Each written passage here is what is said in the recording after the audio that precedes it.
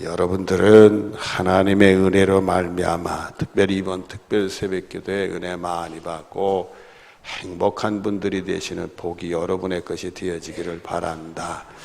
하나님께서는 수많은 것들을 이스라엘 백성들에게 보여주셨죠. 애굽 땅에서 특별히 10가지 재앙을 통해서 바로 애굽 백성들을 아주 하나님이 벌을 내리시는 장면인데, 그때마다 이스라엘 백성들은 그 벌을 받지 않습니다. 그 통해서 살아 역사하시는 하나님을 체험하게 되는 놀라운 은혜를 보여주셨는데, 광야 생활을 통해서 시내산에서 하나님 말씀을 주신 다음부터는 보는 것으로 사는 게 아니라 듣는 것으로, 그래서 말씀을 통해 듣고 하나님의 음성을 듣는 삶에 대해서 말씀을 주시고, 그 말씀을 듣고 그 다음에 지켜 행하는 순종의 복에 대한 말씀을 하셨습니다. 그러니까 여러분들은 이 모든 것을 자꾸 보려고 하면, 우리 본다는 것은 우리가 세상에 경험된 그 노하우, 누적된 것을 통해서 우리가 나름대로 그림을 그리게 돼요.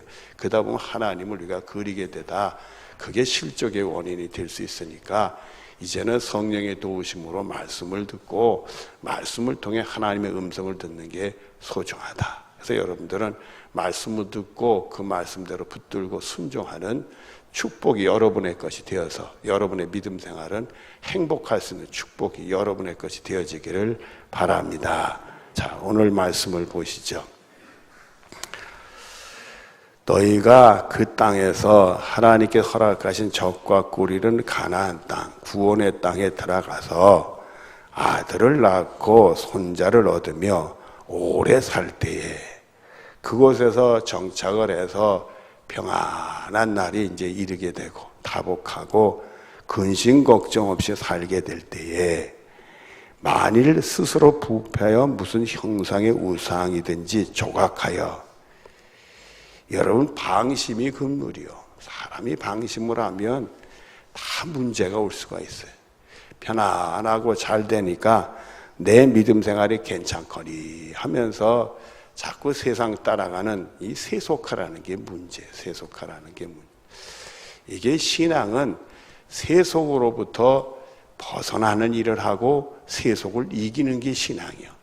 그래서 여러분들 로마서 14장에 보면 사도 바울이 나는 세상에 대해서 죽고 세상도 나에 대해서 죽었다.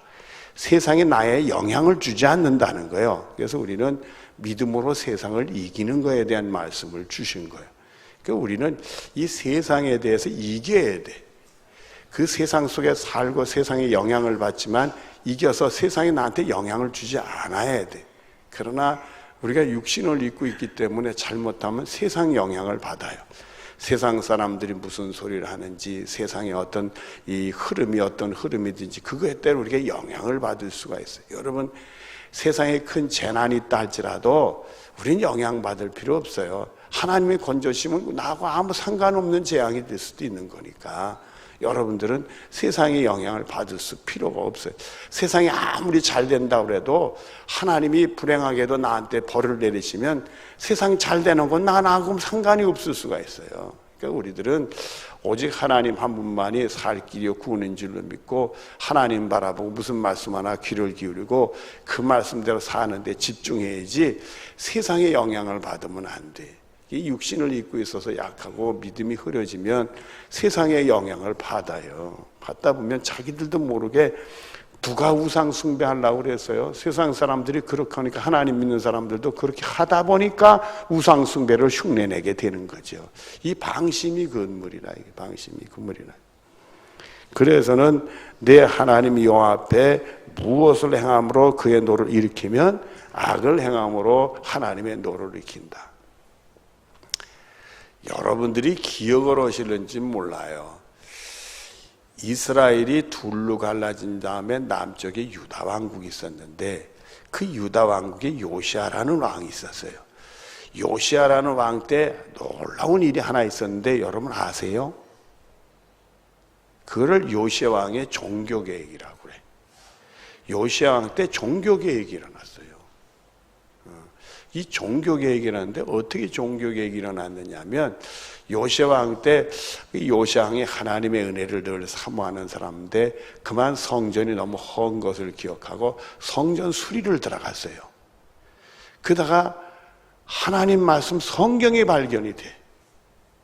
그 성경 말씀을 보다 보니까 자기들의 신앙이 이상한 곁길로 많이 갔더라 이거요. 말씀대로 살지 못하고. 충격을 받아서 회개를 하고 돌아와서 하나님 말씀대로 살아야 된다 하면서 요시아왕 때 온 백성들이 하나님 말씀을 듣고 회개하고 돌아와서 종교개혁이 일어난 적이 있었어요. 근데 여러분들 그 하나님의 말씀을 학자들은 어떤 말씀이냐 우리가 추측을 하는 게 이 신명기요. 성전을 청소하다가 발견했던 성경이 뭐요? 신명기 있다, 이 신명기. 이 말씀을 보고 그들이 신앙이 이게 잘못 갔구나. 여러분 그 사건은 우리에게 뭘 시사를 하느냐 하면 이 요시아 왕 때 성경이 기록된 성경이 있었다는 거예요? 없었다는 거예요? 없었다는 거예요. 지금처럼 인쇄물이 발전이 돼서 이 성경을 얼마든지 구할 수 있는 세상이 아니고 필경사들에 의해서 기록이 되니까 성경이 많지를 못했어요, 여러분들. 그러다 보니까 이 성경이 전쟁에 참화도 당하고 많은 그런 어려움 당하면서 소실이 돼서 기록된 성경이 없었단 말이에요. 그 사람들이 어떻게 믿음 생활을 해왔느냐? 예배를 드리는 예식들, 그 사람들 제사 지내는 거 있잖아요.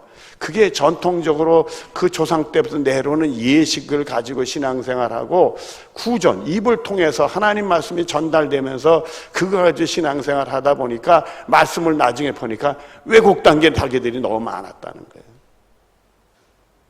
그때 그 말씀을 통해 깨닫고 돌아와서 종교개혁을 일으킨 게 바로 요시아 왕 때의 종교개혁이라는 거예요.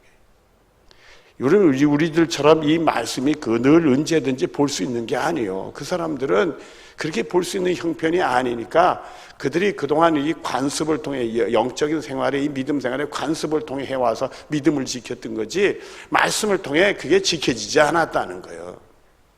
그게 이 사람들이 그 가나안 땅에 들어가서도 이 말씀을 통해 항상 자기들이 지켜지느냐 하면 그게 아니고 입을 통해서 하다 보니까 이 사람들의 신앙이 왜곡되기 시작을 한단 말이에요. 우상 숭배를 해도 그것이 하나님 믿는 일에 전혀 여기 우상한테 절하고 하나님 앞에서 예배 드리고 그러면서도 전혀 아닌 것처럼 그렇게 착각할 수 있다. 여러분들은 항상 믿음 생활이 말씀 중심이어야 되고 말씀을 통해 성령의 감도로 하나님의 음성을 듣고 말씀대로 사는 축복이 여러분의 것이 되어지길 바라요. 이것이 내 믿음 생활이 방심되지 아니하고 항상 우리가 나를 내 영혼을 지키는 것이다. 여러분들은 말씀 중심의 신앙생활 하시길 바라요. 말씀이 충만하시길 바라요. 말씀 통해 은혜 받고 그 말씀대로 순종할 축복이 여러분의 것이 되어지기를 바랍니다. 자, 26절에 내가 오늘 천지를 불러 증거를 삼느니 너희가 요단에 건너가서 얻을 땅에서 속히 뭐한다? 망해도 속히 망한다 이거예요. 하나님이 가면 치시려고 마음먹으면 속히 망할 수 있다. 너희가 거기서 여러 날이 길지 못하고 전멸될 것이고 27절에 여호와께서 너희를 여러 민족 중에 흩으실 거다. 큰 전쟁의 참화를 통해서 자기 땅에 자기들이 살 수 없고 다 흩어져 버립니다. 여러분 오늘날도 이사 한 번 가는 게 쉬워요, 어려워요? 여러분 쉬우니까 자주 갈래나 보다.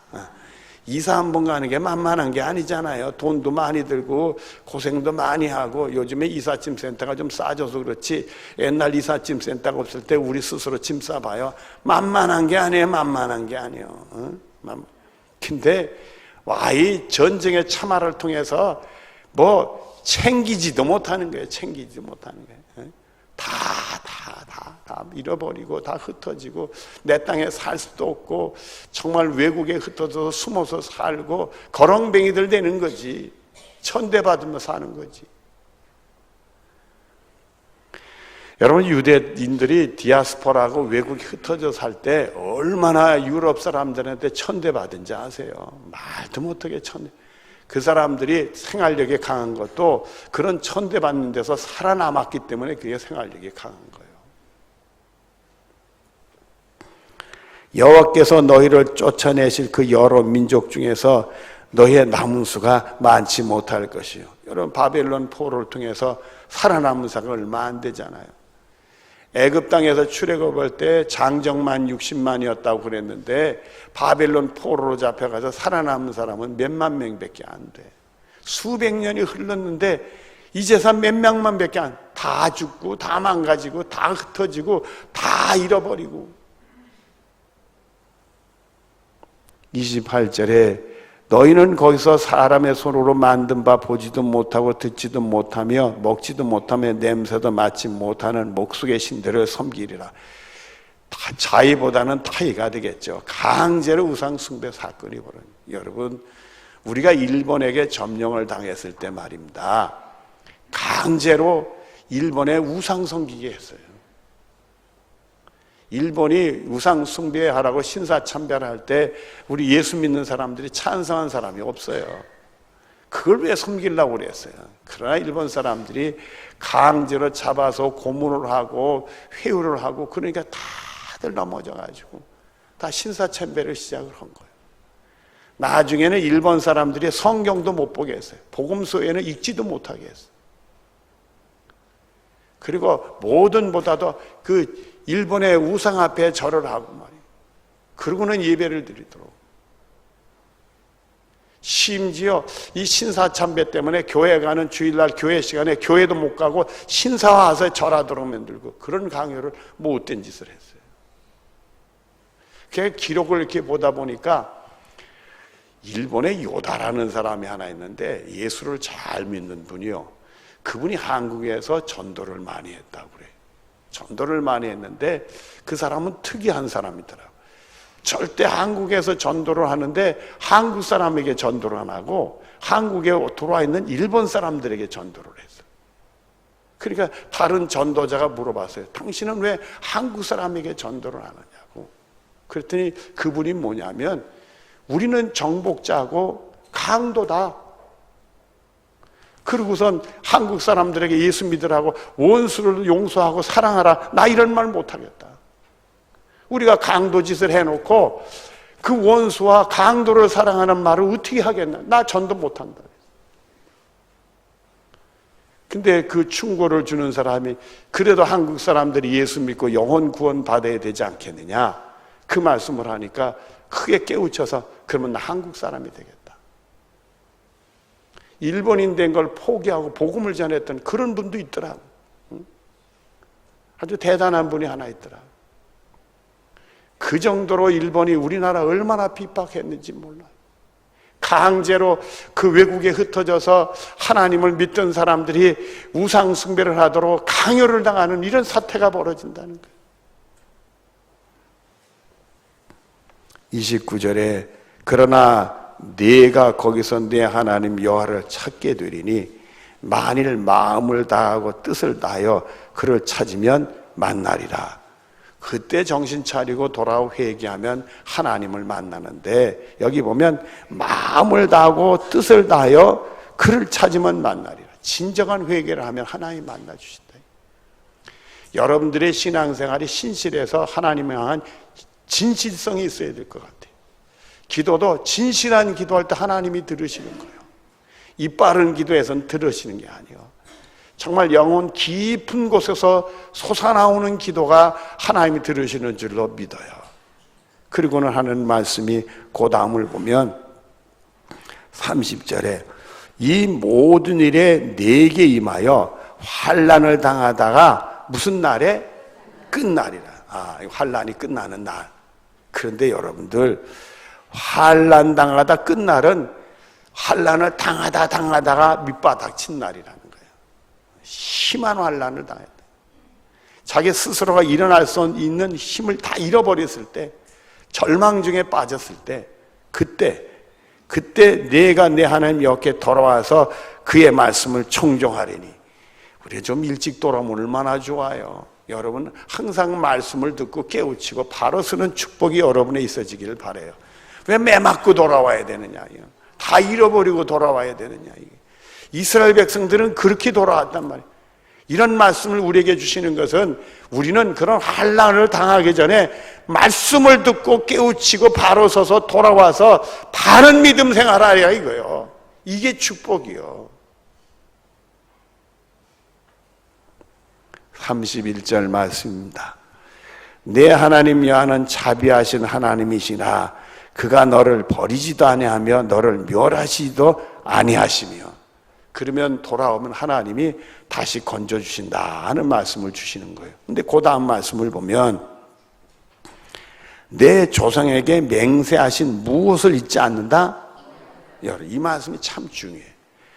우리가 회개하고 돌아오고 바로 서면 하나님이 우리를 구원해 주시는데 그 구원이 회복하고 치료받고 또 이렇게 나아먹고 이런 걸로 끝난다는 게 아니에요. 언약을 기억한다는 것은 처음으로 다시 시작을 하겠다는 얘기요. 그 얘기는 완전히 새롭게 해서 새로운 출발을 시켜줄 수 있다는 거예요. 단순히 병 들었다가 회복해가지고 만신창이가 돼가지고 돌아오는 게 아니라 완전히 새 사람으로 새로운 출발을 시켜주실 수 있다는 말씀이에요. 하나님은 이런 하나님이요. 우리 언제든지 새롭게 만드시고 변화시킬 수 있는 하나님이요. 우리 삶을 새롭게 만드시고 변화하실 수 있는 삶이요. 우리들이 항상 성령이 충만해서 말씀이 들려지고 깨닫고 바로 서고 그 말씀대로 살아야 되겠다는 것이 바로 하나님의 재난을 막고 장애를 걷어가고 우리는 어려움 없이 순탄하고 하나님의 복을 받을 수 있는 승리의 삶을 사는 비결이 된다. 정말 우리의 행복해질 수 있는 비결은 하나님의 말씀을 듣고 그 말씀을 마음에 새기고 그 말씀에 순종하는 것이 바로 우리가 행복에 기하는 첩경이 된다. 여러분들은 말씀을 듣고 그 말씀대로 다음 거 순종해서 하나님의 복을 받을 수 있는 여러분들 되어지기를 바랍니다.